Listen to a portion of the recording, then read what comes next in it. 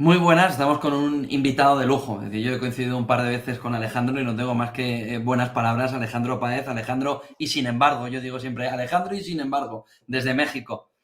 Buenas Ah, tardes desde aquí, buenas tardes también prácticamente desde allí. Buenas. hola, hola. Acá es la mañana de este día 1 de octubre, que es histórico para los mexicanos porque hacemos la transición, José, entre un presidente que va dejando el poder, un presidente fuerte, y una primera mujer que va a presidir la máxima magistratura en México.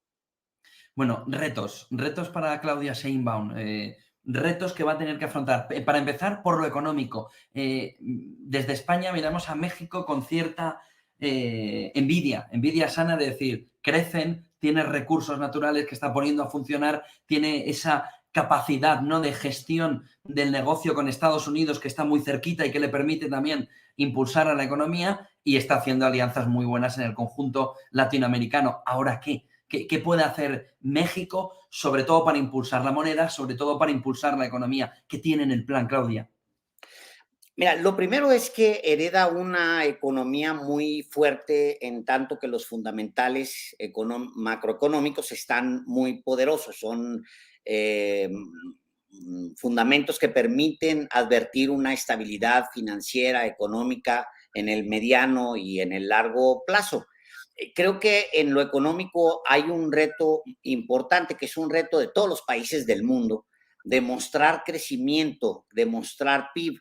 Aún así, Pepe, también José, te diría que hemos tenido en los últimos años lecciones con respecto a la manera en que medimos el bienestar. Al mismo tiempo que no ha habido un crecimiento, un PIB poderoso, al mismo tiempo se recuperó el salario de manera muy importante y al mismo tiempo 10 millones, casi 10 millones de mexicanos salieron de pobreza. Eso nos dice también que hay un reto con respecto a la medición de ciertos valores en las economías del mundo, porque hay ocasiones en las que no mide ni siquiera el bienestar de las personas y creo que es el caso claramente mexicano. Ahora, ¿qué hay en la Bueno, perspectiva? en todo el mundo, Alejandro. Yo En creo que en todo el España mundo, nos pasa sí. lo mismo, en Estados Unidos. Nosotros siempre decimos que hay un capitalismo en la nube, un capitalismo que va más asociado a los ricos y un capitalismo real, que es el que vivimos los ciudadanos, que decimos, oye, y esto aquí no llega, ¿no? Esto va tan bien, tan bien. Digo, que no es solo mexicano, yo creo que en España está pasando exactamente lo mismo y en Estados Unidos exactamente igual. Hay como dos economías, ¿no? El PIB, no, el PIB per cápita. Dime a mí cómo me llega esto, de verdad. Sí, es correcto, José. En el caso mexicano se hizo más evidente en estos 6 años porque había una confrontación abierta del presidente de México con la manera tradicional de medir la economía en México y en el mundo, que es a través del PIB. Punto. Y el presidente intentó mostrar que se podía hacer más sin que necesariamente se cumplieran con las mediciones que potencian los organismos internacionales. Ahora, nosotros pasamos también por un momento fuerte porque hay una transición política en Estados Unidos y eso también nos afecta. Yo creo que nos va a afectar para bien ya una vez que pase esta turbulencia, sobre todo en el tipo de cambio. Ahorita hay presiones sobre el tipo de cambio que son muy menores. O sea, el presidente tomó el peso débil, o sea, agarró el dólar en 21 pesos, ahorita está en 19 pesos, es decir, todavía le ganamos a pesar de la tensión que hay con la moneda. Pero de todas maneras, vienen retos de corto plazo que van a que permiten pues a cualquier inversionista ver hacia México con buenos ojos. El nearshoring, por ejemplo. Tenemos la renegociación en puerta del Tratado de Libre Comercio y curiosamente en el pasado generaba nerviosismo y ahora genera la oportunidad de poder actualizar la relación comercial con la mayor economía del planeta, lo cual pues nos fortalece todavía más. Sí hay retos ya fuera de la economía que impactan en la economía que hay que considerar y yo creo que el principal sigue siendo la violencia. Antes de entrar en violencia y entrar en la seguridad, ¿qué crees que es mejor para México? ¿Kamala Harris o Donald Trump? No, sin duda, mira, es curioso porque también hemos aprendido a medir a demócratas y republicanos. Resulta que las deportaciones para todo el mundo, las deportaciones con Donald Trump bajaron de manera importante, pero con los demócratas, que son muy progres, según ellos, pues suben, aumentan, ¿no? Las deportaciones. Y es algo que, pues bueno, hemos aprendido a convivir con él porque pelea, digamos, con los fundamentos de los propios dos partidos. Bueno, creo que, sin embargo, sí es muy distinto tratar con una mujer que tiene un proyecto muy definido a un tipo que es un autoritario al final y es un hombre pues que está brincando de una idea a la siguiente. No da, digamos, ninguna economía en el planeta para alguien que sea inestable mentalmente. Entonces creo que Kamala Harris sería una mejor opción. Seguridad, decías, si fuera de la economía tuviéramos que decir un tema, seguridad, seguridad, seguridad. Te voy a contar una intimidad. Yo le decía a Alejandro cuando nos vimos la última vez en Estados Unidos, le decía, este era un tema de los que yo te pregunté. Te dije, oye, ¿cómo está el tema de la seguridad? Y hacia afuera, ¿no? Por ejemplo, hacia España, sí se tiene la percepción de una cierta inseguridad. Tú me decías, bueno, sí y no. ¿Cómo está la situación? Y sobre todo, ¿qué puede hacer Claudia para intentar revertir, mejorar, cambiar la situación en el tema de la seguridad? Mira, el problema de la seguridad está emparentado con otro que es terrible, que es la impunidad. Creo que la impunidad es la que ha generado tanta inseguridad porque la impunidad en México es del 95 o 97%, que es una locura la Pero cuando te impunidad. refieres a impunidad, ¿a qué te refieres? ¿A que la gente no paga por los delitos? Es decir, Tal cual, así como lo dices, pero cometes de qué delitos, delitos, de matar a alguien incluso. 95%, es una locura. Pues digo, Pero ¿por qué no pagan por ello? ¿Por qué hay impunidad? ¿Porque no les bueno, encuentran o? hay muchas razones, José. Eso nos lleva a otro gran problema, la corrupción. El Poder Judicial en México es profundamente corrupto, pero no solamente es el Poder Judicial en México, también son las fiscalías o procuradurías de justicia. Lo mismo que los ministerios públicos. O sea, sí tenemos un grave problema y hay una nueva reforma que se acaba de aprobar, que fue muy polémica, que intenta resolver el tema del Poder Judicial al mismo tiempo, Una votación ciudadana, ¿no? es correcto, al mismo tiempo que abre la posibilidad de revisar las fiscalías. Yo creo que va a generar mucha certeza jurídica que hagas esta reforma y que empieces un proceso de saneamiento para las procuradurías y para el Poder Judicial, José. ¿Crees que ese es un punto fundamental para poder arreglar el tema de la seguridad? Es decir, ¿crees que la impunidad es el elemento clave? ¿A partir de la impunidad sí se podrá cambiar? No, yo creo que es una combinación de cosas. A ver, mira, la Ciudad de México es una de las ciudades más seguras del mundo. La Ciudad de México es muy segura y es una ciudad donde pues se cometen muy pocos crímenes. ¿Cómo fue que se logró esto? Bueno, hay una combinación de políticas públicas que se realizaron en los últimos 20 años. Uno, importante, eh, ir a las causas, que es ir a las familias y decir qué les falta, qué les está faltando aquí, por qué no participamos nosotros, gobierno, con tus hijos, échamelos, vamos a la universidad gratis, vamos a esto, becas para aquello. No hay fórmula inmediata para el tema de la seguridad.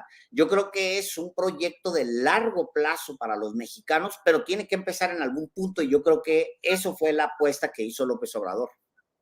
¿En qué se va a echar de menos a López Obrador? Aunque yo creo que va a estar, te lo digo desde la distancia, desde España, pero yo creo que va a estar detrás, que va a ser como una especie de mentor, pero ¿en qué se le va a echar de menos a AMLO? Mira, yo creo que hay muchos mitos con respecto a López Obrador y uno de esos es que va a estar detrás. Yo creo que no. Yo tengo la certeza de que va a separarse porque sabe que por el bien de la República debe estar Ujú. lejos de la presidenta de México.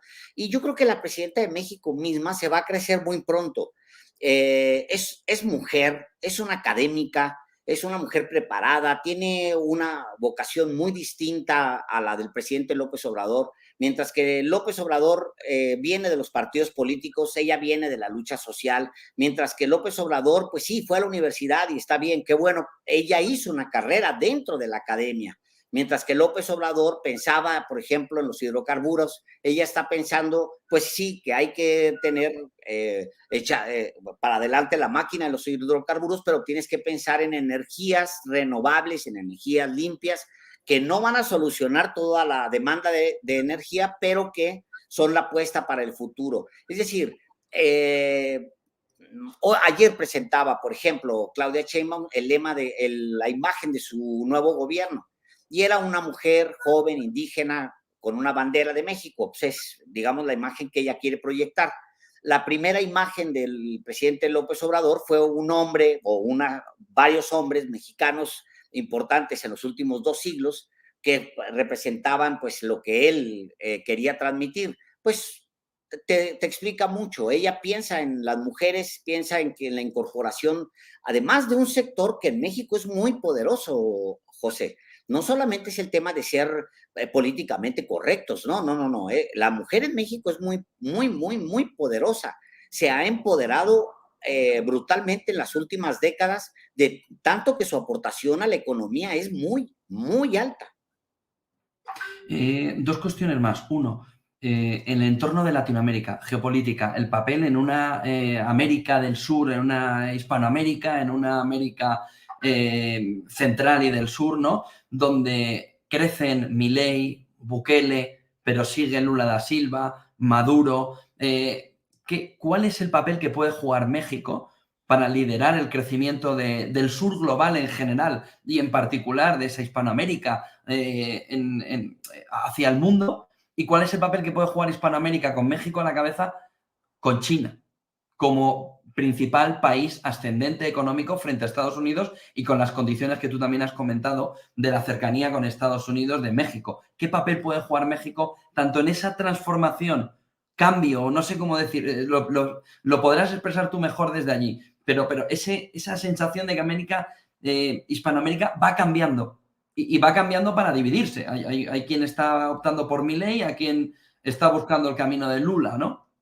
Sí, mira, yo creo que el caso Milei yo lo pondría muy aparte porque es un caso de empoderamiento desde las élites. Es el personaje que les gustaba a las élites en Argentina y que le gustaba también a los organismos internacionales. Esa es la realidad. No digo que la contraparte de Milei fuera mejor, no, no, no, no, no. Pero Milei es un producto armado, preparado para llegar a ese puesto desde la élite. Y pregúntate tú lo que está pasando abajo en las bases allá en Argentina. Lo de Milei depende mucho del desempeño de Milei y yo creo que no le va a dar el tiempo para poder rescatar en algo esa economía. Pero bueno, ese es, va a endeudar, etcétera. Pero ¿Y a Bukele lo pones en el mismo capítulo o no? lo que pasa es que Bukele está en una anormalidad democrática, José. O sea, yo no puedo hablar de lo mismo que creo que pasa con Maduro. Maduro tendría que haber resuelto el tema de la elección interna en esta ocasión y haber demostrado pues que era posible ganar con elecciones limpias. Bukele está también igual en una normalidad democrática, entonces no me merece, digamos, meterlo en el mismo paquete porque hay que medirlos distinto. Ahora, en el caso mexicano, también tiene sus propias características que la separan del resto de la región de manera natural. Por ejemplo, China y México tienen una relación acotada desde el mismo tratado comercial con Estados Unidos y con Canadá. O sea, dentro del tratado se establece que la relación con China tiene límites. Entonces, eso lo saca a México del resto de la condición de América Latina. Ahora, dices tú, está Lula, yo creo que el caso de Lula es un caso importante y muy parecido al de López Obrador, porque se trata de un personaje que regresa por la vulneración de sus aspiraciones en algún momento. Lula fue metido a la cárcel y ahora sabemos el entresijo pues de cómo lo metieron a la cárcel, nos explica muchas cosas de por qué querían que Lula estuviera en la cárcel. Pero no puedes negar, nadie puede negar que como sucedió en México, hay una disminución de la pobreza en el primer periodo de Lula Y yo creo que los gobiernos se tienen que servirle a la gente. Los gobiernos, pues sí, podemos soñar con primer mundo, pero si abajo la gente no recibe beneficios, entonces tenemos un grave problema. Yo tengo esperanza en que el próximo gobierno, por ejemplo, el de México, el próximo gobierno, ahonde aún más o profundice más en su relación con el resto de la región. Pero sí tengo que decir también que la relación con Estados Unidos y con Canadá es muy fuerte, comercialmente hablando, es una interacción constante que beneficia a estos tres países y que los va también políticamente a mantener cohesionados. Solo un último asunto. Si no te pregunto, me enveneno, me muerdo la lengua. España. España. Lo que ha sucedido en la última polémica alrededor del rey Felipe VI, de lo que se tenía que haber pedido perdón en la época de AMLO, cómo se está viviendo allí en México, que a nosotros no nos termina, nos llega nuestra imagen, pero no la vuestra. Sí, mira, yo lo siento de esta manera. Yo creo que fue un mal cálculo de Pedro Sánchez siempre. El trato de Pedro Sánchez con el presidente López Obrador fue inmaduro y fue poco visionario. Yo creo que, mira, ustedes tienen un adorno muy elegante, muy bonito y muy caro en medio de la mesa, que es el rey. Está bien, digo, pero si nos citamos a vernos, Pedro Sánchez y yo, y quiere cargar con ese adornote ahí en un restaurante en medio, pues ese es su problema, pero pues a mí no me gusta ese adornote. Es un adorno gigante que quiere andar cargando que se llama el rey. Cuando el presidente López Obrador manda esta carta al rey, en realidad filtra la carta y quien en realidad menosprecia la profundidad de la carta es el gobierno de Sánchez, hombre, ¿para qué le damos vuelta? Es el gobierno de Sánchez el que pone, el que mete en discordia a México con España. Y quiero ser muy enfático en esto, José. Aquí no hay en México un sentimiento anti-español en lo absoluto. Esa es una idea equivocadísima si alguien por ahí la pudiera tener. No, hombre, no, siempre hemos sentido que somos hijos de una misma madre, México y España. O sea, eso como lo decía Agustín Lara, pues eso nos une la sangre. Pero sí hay una diferencia muy poderosa, muy fuerte entre el gobierno de México y el gobierno de Pedro Sánchez. Tú dirás, ¿cómo lo ve el gobierno y el mexicano al gobierno de Pedro Sánchez? Bueno, te diría muy fácilmente, el partido ese supuestamente socialista y supuestamente obrero, y sí español, pues es una especie de PRI, hombre. Nosotros hemos tenido un partido aquí abusivo que se llamó Partido Revolucionario Institucional, que tomó el poder y que estuvo muchos años, muchas décadas allá adentro metido, controlando todas las variables. Bueno, ese es Pedro Sánchez y así lo vemos nosotros. Es un partido que ya duró demasiado en el poder y ya terminó corrompiéndose y es lo mismo que el PP. Ya es lo mismo. Entonces son dos partidos que están jugando ahí a intercambiarse el poder, el PP y el PSOE. Y yo creo que se hace mucho mal Pedro Sánchez en no aceptarlo. Es igualito. No lo veo obrero, no lo veo español, no lo veo obrero, no lo veo socialista. Entonces ya es una cosa y un mamotreto de ideologías que afectan la relación, por supuesto. Pero mira, en el fondo, José, fue un intento por humillar al gobierno de México. Y como hay un nivel de aceptación. ¿No la carta o cuál? Claro. O sea, la carta tiene los mejores términos. El presidente lo que le decía al rey era su majestad, algo que nosotros no hacemos. O sea, ustedes quieren tener su rey, ese es su problema, pero nosotros no reconocemos pues esa figura. Pero cada uno tiene su organización, ¿no? Es correcto, y es muy respetable. Pero la carta hay quien el presidente de la República del país dice, yo no concuerdo con él porque no es de mi partido, ¿sabes? Es correcto. La forma de Estado es bueno, cada uno tenemos... No. Totalmente respetable y ustedes tienen sus ideas y tienen sus tradiciones y el pueblo de España manda, punto. Con respecto a digamos que nosotros valoramos mucho la soberanía porque tenemos un vecino muy abusón. Entonces, por lo mismo somos soberanos. ¿Arriba o abajo? ¿Arriba o abajo? Es broma. A ver, tú ve el mapa.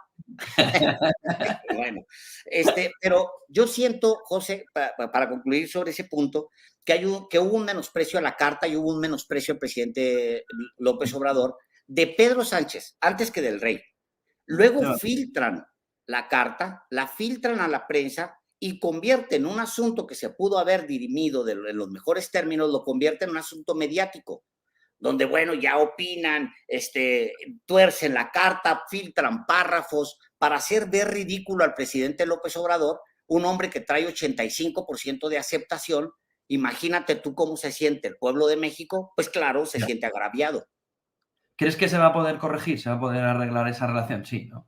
Yo Antes o creo después. que, yo creo que no hay un distanciamiento entre España y México, ni siquiera comercial. Hay un No, distanciamiento comercial entre no, Pedro Sánchez, el rey, y el gobierno de México. Eso es lo que hay. ¿Pero alguna vez ha estado cerca Pedro Sánchez de AMLO? Yo creo que no. No, no, ¿No? a ver, yo diría, ¿se necesita resolver este diferendo? Yo Bueno, creo yo que creo que no. viene bien, ¿no? Si Digo, uno está peleado con el vecino, pues o con un hermano o con una hermana, pues mejor no arreglarlo, ¿no? sí, yo también así lo veo, pero si lo piensas también, José, Sí, si que eso va a la tener vida un sí. costo, mejor lo dejo ir, hombre, Ya, ya. ¿no? Pues muchísimas gracias, Alejandro, por estar en Negocios Televisión. Para nosotros ha sido un placer tenerte y para mí particularmente, Alejandro. Y sin embargo, tenéis que seguirle en México. Tiene más seguidores que negocio. Tiene 2 millones de seguidores en YouTube y es una maravilla escucharles y verles. Yo he compartido varios viajes con Alejandro y no tengo más que buenas palabras. Buen día y buen negocio, Alejandro, y que vaya bien este inicio de mandato de Claudia Sheinbaum. Todas nuestras mejores deseos desde aquí, desde España. Lo mismo desde aquí, desde México, para ti y para todos los españoles. Gracias, Alejandro. Te dejo ya a tope. Hecho, gracias, Gracias. José. Ahí Hasta estamos. luego. Bye, bye. Gracias.